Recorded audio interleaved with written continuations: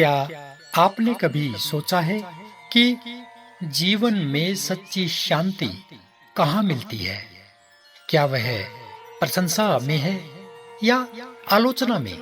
क्या वह सुख में है या दुख में? आज हम इन्हीं सभी बातों को जानने के लिए इस श्लोक को गहराई से समझेंगे और इन सभी सवालों के उत्तर खोजने का प्रयास करेंगे। तो सबसे पहले हम इस श्लोक को जान लेते हैं। यह श्लोक अष्टावक्र गीता के 18वें अध्याय का 82वां श्लोक है। इस श्लोक का अर्थ है, जो व्यक्ति निष्काम है वह न तो शांति की प्रशंसा करता है, न ही दुष्ट की निंदा करता है। वह सुख दुख आदि में सम रहता है, यानी समान रहता है और किसी भी कर्तव्य को अपना नहीं मानता।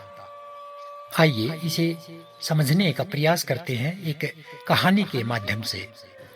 बहुत समय पहले की बात है। एक गांव में एक साधु रहता था। लोग उन्हें बहुत मानते थे, क्योंकि वह जो साधु है वो हमेशा शांत, संतुलित और प्रसन्न रहता था। एक दिन गांव में कुछ लोग उसके पास आए और बोले, गुरुदेव, आप इतने शांत कैसे रहते हैं? जब कोई आपकी प्रशंसा करता है तो भी आप मुस्कुराते हैं, और जब कोई आपकी निंदा करता है तब भी आप वैसे ही रहते हैं। आपको कभी क्रोध नहीं आता, कभी दुखी नहीं होते। इसका क्या रहस्य है? साधु मुस्कुराए और बोले, बेटा, जब तक हम सुख दुख, निंदा स्तुति, शांति अशांति में फर्क करते रहेंगे, तब तक हम कभी भी संतुष्ट नहीं हो सकते। मैंने सीखा है कि जीवन में सब कुछ आता जाता रहता है। अगर मैं किसी एक चीज से चिपक जाऊं तो मेरा मन अशांत हो जाएगा। इसलिए न तो मैं शांति की विशेष प्रशंसा करता हूँ, न ही किसी बुरे व्यक्ति की निंदा करता हूँ। मैं हर परिस्थिति में समान रहता हूँ। यही समत्व है, यही समान भाव है। लोगों ने पूछा, लेकिन गुरुदेव, हम तो हमेशा कुछ न कुछ करना चाहते हैं, कुछ पाना चाहते हैं। साधु बोले, जब तक तुम कर्ता बनकर काम करोगे तुम्हें कभी तृप्ति नहीं मिलेगी। सच्चा सुख तब है जब तुम हर काम को ईश्वर को समर्पित कर दो और खुद को केवल साक्षी मानो। तब न कोई कर्तव्य बचेगा, न कोई बोझ, बस शांति ही शांति। आइए इसे एक और कहानी के माध्यम से समझें। एक समय की बात है। एक छोटा सा गांव था जहां एक बूढ़ा साधु रहता था।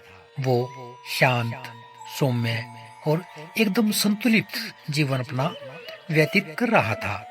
वह किसी से नाराज नहीं होता था, किसी की आलोचना नहीं करता था और न ही किसी की अत्यधिक प्रशंसा करता था।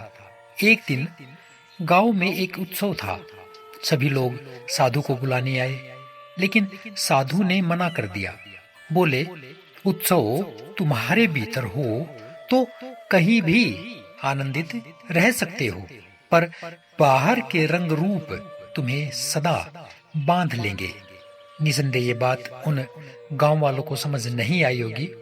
वहां का जो सरपंच है वो एकदम से बुरा मान गया। उसने कहा, आपको समाज की कद्र नहीं है, और वहां से गुस्से में चला गया। पर साधु मुस्कुराए। न सराहना उन्हें बहा सकी, न निंदा उसे डिगा सकी। अगले दिन एक और व्यक्ति आया और बोला, महाराज, आप सच्चे ज्ञानी हैं। आपके बिना ये गांव अधूरा है। साधु ने फिर मुस्कुराकर कहा, मैं न किसी की बुराई में फंसता हूँ, न किसी की तारीफ में खोता हूँ। मेरा संतुलन मेरा सहारा है। इस कहानी के माध्यम से अष्टावक्र जी केवल हमें ये कह रहे हैं कि जो निष्काम व्यक्ति होता है वो किसी की शांति की स्तुति नहीं करता और न ही कोई दुष्ट हो उसकी निंदा ही करता है। वह जीवन को समदृष्टि से देखता है, एक समान भाव से देखता है। सुख दुख उसके लिए जैसे एक जैसे हैं। वह किसी कर्तव्य या उपलब्धि को शेष नहीं मानता, क्योंकि उसने जान लिया है कि जो कुछ करना था वह भीतर ही पूर्ण हो चुका है। एक बार फिर से समझिए इस बात को, क्योंकि जो कुछ करना था वह भीतर ही पूर्ण हो चुका है। वह किसी की तरह बनने की आकांक्षा नहीं करता। वह तो केवल होने की स्थिति में होता है। जिस व्यक्ति ने जीवन की भीतर की गहराई में प्रवेश कर लिया हो, उसके लिए अब संसार में कुछ पाना शेष नहीं रहता। फिर वह आलोचना से डगमगाता नहीं और नहीं प्रशंसा से उड़ता है। अगर तुम चाहते हो कि तुम्हारा भी मन सच्चे अर्थों में शांत हो, तो भीतर उस स्थिति तक पहुंचो जहां न तारीफ का लोभ हो, न आलोचना का डर, जहां कोई कर्तव्य शेष न हो, केवल अस्तित्व ही शेष हो। वही सच्ची मुक्ति है, वही परम शांति है। तो दोस्तों, अष्टावक्र गीता का यह श्लोक हमें सिखाता है कि सच्चा ज्ञान वही है जहां न कोई निंदा है, न कोई स्तुति, न सुख है, न दुख। बस समान भाव है, तृप्ति है और शांति है। तो इन्हीं सभी बातों के साथ कल अगले नए सूत्र में फिर मिलेंगे। तब तक के लिए नमस्कार।